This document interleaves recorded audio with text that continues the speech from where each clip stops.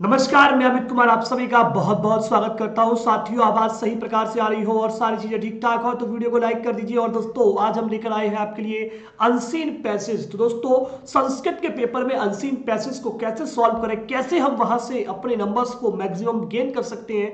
तो सबसे पहले दोस्तों, मैं आपको बताना चाहूंगा कि जब भी आपके सामने कोई भी अनसीन पैसेज आ जाए तो आपको क्या करना है। सबसे पहले first to write not read the passage. आपको पैसेज को बिल्कुल भी नहीं पढ़ना है। आप सोच रहे हो कि सर क्या बात कर दी आपने, हम पैसेज को नहीं पढ़ेंगे तो फिर सही उत्तर को कैसे पहचानेंगे। जी हाँ, बिल्कुल, अगर आप पैसेज नहीं पढ़ते तो आपको उत्तर कैसे पहचानना है, कैसे हमारी समय की बचत होगी, ये हम इस क्लास से जानने वाले हैं। दोस्तों, जैसे कि आपको सबसे पहला जो प्रश्न दिया होगा, आपको अपने प्रश्न को सही प्रकार से सही ढंग से पढ़ लेना है।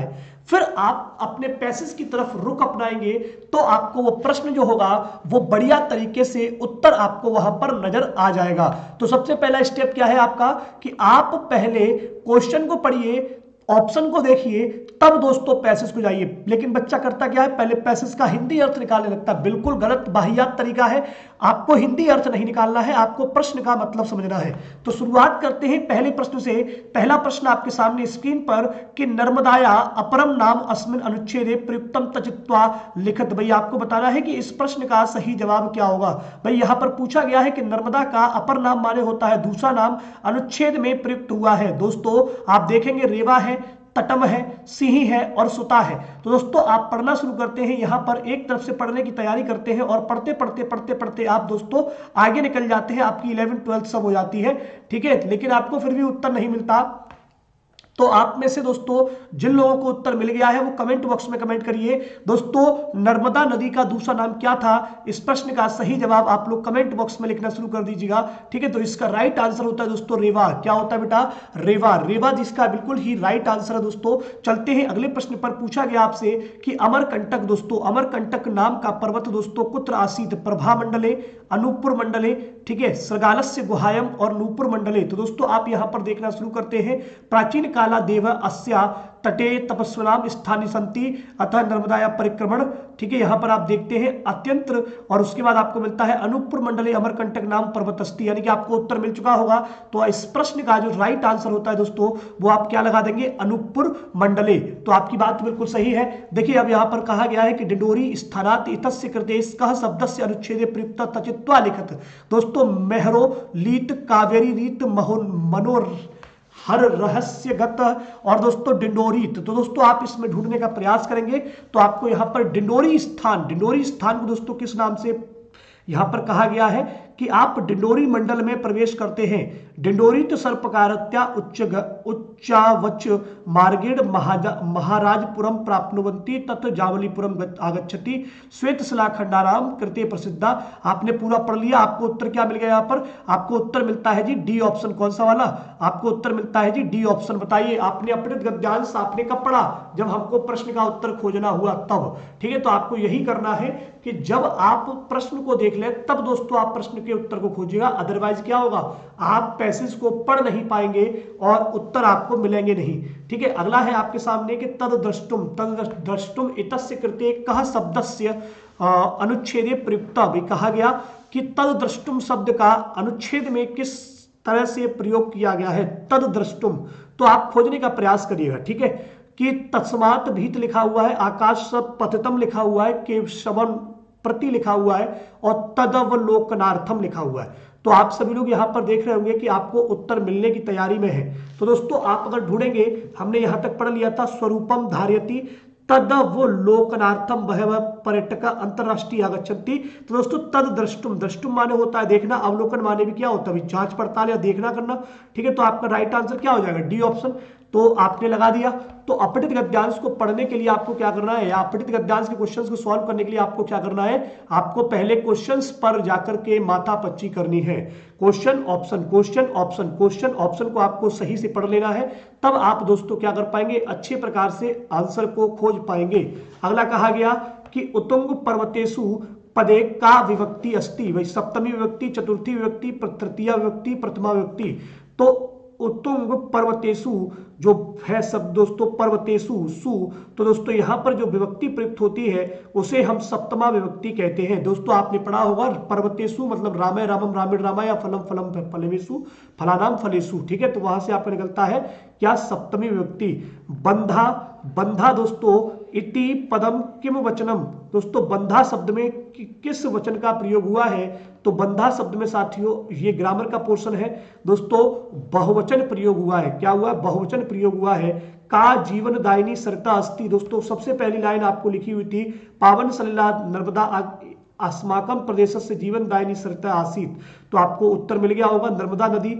और दोस्तों अगला है कि जना किम कृत्वा आत्मनाम धन्यम मन्यते, भाई लोग जो है आत्मा से धन्य मानते हैं। कब मान लेते हैं बेटा बताइएगा? जब खजूर वृक्ष पर चढ़ जाते हैं, ठीक है। आकंठम भोजनम कृत्वा मतलब दोस्तों कंठ तक दोस्तों भोजन कर लेते हैं। तटे शयनम कृत्वा तट के साथ या तट के बराबर में सो लेते हैं या तट पर सो लेते हैं। और नर्मदाया परिक्रमण करता, नर्मदा नदी के दोस्तों चक्कर लगा करके वे अपने आप को धन्य मानते हैं। तो दोस्तों आप यहां पर देखने का प्रयास करिएगा, ऊपर कहीं लिखा होगा, ठीक है। तटे अनेकानि तीर्थानि स्थानी अनेका कालादेव अस्या तटे तप तपस्विना स्थानानि संति अतः नर्मदाया परिक्रमण कृत्वा जना। तो दोस्तों आपने देखा कि हमने कितनी तेजी के साथ इस प्रश्न इस पैसेज को बड़ी आसानी से हमने सॉल्व कर लिया है। इसी प्रकार से आपको क्या करना है, आप आसानी से पैसेज को 5-5 मिनट में सॉल्व कर लेंगे। ऐसे ही दोस्तों आपका एक और पैसेज में लेकर आया हूं और उस पैसेज को भी आप दोस्तों यहां से करने का प्रयास करिएगा। दोस्तों कहा गया कि सरोवर से तटे के साम आश्रमा संति, भाई सरोवर तट पर किसके आश्रम थे? भाई ऋषियों के, धाविता के मतलब धोबियों के, भल्लू का नाम के या फिर जम्मू का नाम के। तो दोस्तों आप यहां पर देखते हैं और आपको उत्तर मिलेगा बड़े बड़े प्यार से कि भारत से उत्तर दिशाया हिमालय नाम पर्वतराज वर्तते अस्य तुंगानि शिखरणानि सर्वदा हिमेच्छन्ति भवन्ति अयम पर्वता पूर्व सागरात पश्चिम सागर पर्यंत विस्तृत। भाई ऐसे ही आप पढ़ते जाइए, आपको कहीं ना कहीं ये शब्द दिखाई देगा सरोवर से तटे केसाम आश्रम संति। और आप लोग यहाँ पर लास्ट में जब दोस्तों पहुंचते हैं पढ़ते पढ़ते आपको शब्द क्या मिलता है? सरोवर से तटे ऋषिराम आश्रम संति, यानी कि आपका ए ऑप्शन सही है। मिल गया आपको आंसर, मिल गया। आप लोग खुद से लगाइए, ढूंढिए और लगाइए, ठीक है। अगला प्रश्न आपके सामने कि विस्तारम प्राप्त इति पदस्य कृते कह शब्दस्य अनुच्छेदे प्रयुक्त। तो दोस्तों अब यहां पर आप देखिए न विस्तृत होगा, बहु कोमलम होगा, अविस्तृत होगा और विस्तृत होगा। अब फोकस करिए यहां पर थोड़ा सा कि विस्तारम प्राप्त।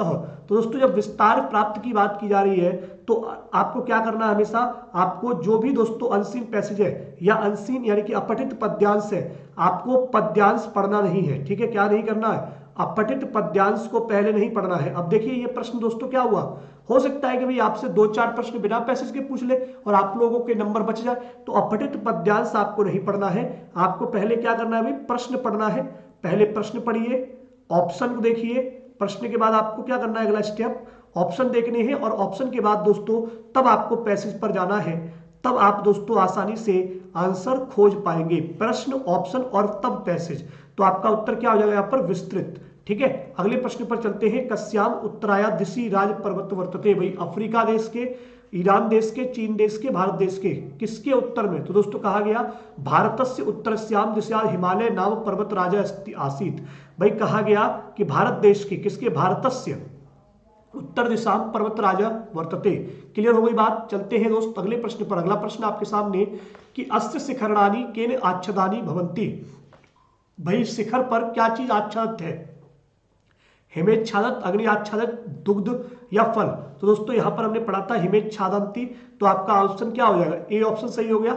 ऐसे ही विहारम कुर्वन्तु इति पद इतस्य कृते अनुच्छेदे कह शब्द प्रख्यात विहरन्ति बेहरता उदाहरंती हरंती।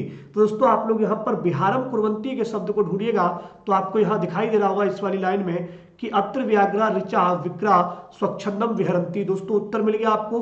तो एक चीज समझ लीजिए कि अगर आप थोड़ा सा मेहनत कर लेंगे, थोड़ी सी दोस्तों अगर अच्छा खासा कर लेंगे, तो पहले आप क्या करिए, पूरे पेपर को सॉल्व करने से पहले आप अपठित गद्यांश को सॉल्व कर डालिए। तो दोस्तों क्या होगा, आपके नंबर अपने आप दोस्तों आप अपनी पॉजिटिविटी बरकरार कर लेंगे। अपठित गद्यांश आपका दोस्तों 15 नंबर का आता है, एक तो संस्कृत में, और 15 नंबर का दोस्तों आपका आता है जी हिंदी में। और ये नंबर यदि आपने प्राप्त कर लिए तो दोस्तों आपकी बल्ले बल्ले है। आपके यूपी टेट में दोस्तों आप समझ के चलिएगा कि आपके 110 नंबर को लाने से कोई नहीं रोक सकता है। हो सकता है कि आप 110 की बजाय 120 नंबर भी अचीव कर लें। तो दोस्तों परतंत्रम इति पदस्य, भाई परतंत्र माने, भाई परतंत्र माने मतलब ऐसा मान लो कि बंधा हुआ व्यक्ति, ठीक है। तो इति पदस्य विलोम शब्द अनुच्छेद प्रयुक्त, भाई इसका विलोम शब्द क्या होगा, तो भाई इसका विलोम शब्द जो अनुच्छेद में प्रयुक्त हुआ हो, तो आप यहां पर खोजने का प्रयास करिएगा। यहीं पर अभी हमने देखा था रिक्षा विक्रा स्वच्छंद विहरंती, स्वच्छंद, तो दोस्तों आप इसमें देख रहे होंगे कि आपका ऑप्शन भी क्या दिया हुआ है, स्वच्छंदम दिया हुआ है, ठीक है। उत्पन्ना भवती इतस्य पर्याय अनुच्छेदे अस्ति, भाई कहा गया जायते क्रोध स्वपीति और म्रियते, तो दोस्तों उत्पन्ना, उत्पन्न माने होता है उत्पन्न होना, तो दोस्तों इसका जो राइट आंसर होगा कस्तूरिका जायते, क्या होगा, जायते, जायते शब्द आपको दिख रहा है, तो आपका राइट आंसर क्या हो जाएगा, ए ऑप्शन। तो इस प्रकार से दोस्तों आपको समझ लेना है कि जो भी हमने पढ़ा उसको हमने क्या किया, यहां से प्राप्त कर लिया। अब दोस्तों यदि आपको हम बता दें कि आपके एग्जाम में सबसे ज्यादा प्रश्न कहां से पूछे जाएंगे, याद रखिएगा, तो ये दोस्तों एक ट्रिक आपके लिए साबित हो सकती है कि यदि लेखन विकार आपसे पूछा जाए, क्या चीज, लेखन विकार आपसे दोस्तों पूछा जाए संस्कृत में, तो आप बता दीजिएगा कि यहां पर जो लेखन विकार होता है उसे दोस्तों हम डिसग्राफिया कहते हैं। पढ़ते रहिएगा और अपने पास नोट करते रहिएगा, डिसग्राफिया कह देते हैं। इसी प्रकार से आपसे दोस्तों पठन संबंधी जब विकार पूछा जाए, क्या चीज, जब आपसे पठन संबंधी विकार जब पूछा जाए तो आप उनको बता दीजिएगा कि पठन संबंधी जो विकार होता है उसे हम डिसलेक्सिया कहते हैं। क्या कहते हैं बेटा, डिसलेक्सिया कहते हैं। इसी प्रकार से बेटा यदि आपसे पूछा जाता है गणित संबंधी विकार कौन सा होगा, तो आप बता दें गणित संबंधी जो विकार होता है बेटा उसे डिसकैलकुलिया कहा जाता है। क्या कहते हैं, डिसकैलकुलिया कहा जाता है, डिसकैलकुलिया, ठीक है। इतनी जानकारी के बाद बेटा आप ये समझ लीजिए, यदि आपसे ग्रहणात्मक कौशल पूछा जाए, क्या बेटा, ग्रहणात्मक, बेटा ये ऑप्शन आपके हर बार मिलते हैं इसलिए आपको बता रहा हूं, और यहां से प्रश्न आपको देखने को एग्जाम में मिलेगा। ग्रहणात्मक कौशल जब आपसे पूछा जाए तो आप समझ लीजिए हम पढ़ करके बेटा क्या करते हैं, ग्रहण करते हैं पठन के माध्यम से, या फिर बेटा हम श्रवण के माध्यम से ग्रहण करते हैं। इसी प्रकार से आपसे बेटा जब भी उत्पादक कौशल पूछा जाए, क्या पूछा जाए, उत्पादक कौशल पूछा जाए, या फिर बेटा आपसे क्या पूछा जाए, या फिर आपसे अभिव्यक्तात्मक कौशल पूछा जाए, अभिव्यक्ति, तो अभिव्यक्तात्मक जो कौशल होता है बेटा वो हम कैसे करते हैं, या तो लेखन के माध्यम से हमारी अभिव्यक्ति होती है, या फिर बेटा बोलने के माध्यम से, यानी कि भाषण या वाचन के माध्यम से हमारी अभिव्यक्ति होती है, भाषण या वाचन, ठीक है। क्लियर हो गई बात। इतनी बात बेटा क्लियर होने के बाद आपसे कभी यदि ये पूछ लिया जाए प्रश्न में चलते फिरते कि बताइए भाषा का प्रथम कौशल या प्रथम भाषा का प्राथमिक रूप क्या है, भाषा का प्रथम प्राथमिक रूप क्या है, तो आप बताएंगे भाषा का प्राथमिक रूप बेटा क्या होता है, सांकेतिक होता है। क्या होता है बेटा, सांकेतिक होता है। कैसा होता है, भाषा का प्राथमिक रूप सांकेतिक होता है, ठीक है। यदि आपसे प्रश्न में बेटा ये पूछा जाए कि अनौपचारिक भाषा कौन सी होती है, क्या बेटा, अनौपचारिक भाषा कौन सी होती है, तो समझ लीजिए बेटा जो गृह भाषा होती है ना, गृह भाषा, ठीक है, या हम बात करें मातृभाषा, या हम बेटा जब बात करें आपसे किसकी, प्रथम भाषा की, किसकी बात करें, प्रथम भाषा की, ठीक है, जिसको हम चलते फिरते बिना किसी अभ्यास के सीख लेते हैं वो हमारी अनौपचारिक भाषा होती है, ठीक है, बिना अभ्यास के, बिना अभ्यास के, ठीक। और जब इसी प्रकार से आपको समझ लेना है जब बात औपचारिकता की हो, किसकी हो, जब बात औपचारिक भाषा की हो, औपचारिक भाषा, ठीक है, तो आपको समझ लेना है कि यहां पर हम हमेशा द्वितीय भाषा सीखेंगे, द्वितीय भाषा कह लीजिए या फिर बेटा विद्यालयी भाषा कह लीजिए, कौन सी, विद्यालयी भाषा, ठीक है, विद्यालयी भाषा, ठीक है। तो आपको ये दिमाग में रहेगा, या फिर आप समझ लीजिए ऐसी भाषा जिसे हम बेटा अभ्यास के माध्यम से या अधिगम के माध्यम से सीखते हैं, किसके माध्यम से, अधिगम के माध्यम से सीखते हैं। जबकि अनौपचारिक जो भाषा होती है वो हम बेटा कैसे सीखते हैं, अर्जन के माध्यम से सीख लेते हैं। इसको कैसे सीखते हैं बेटा, अर्जन के माध्यम से सीख लेते हैं। तो दोस्तों यदि आपको क्लास पसंद आई हो, सारी चीजें अच्छी लगी हो, तो क्लास को शेयर कर दीजिए और मिलिए दोस्तों नेक्स्ट क्लास में। तब तक के लिए नमस्कार, जय हिंद, जय Bharat. Thank you to all, bye bye to all.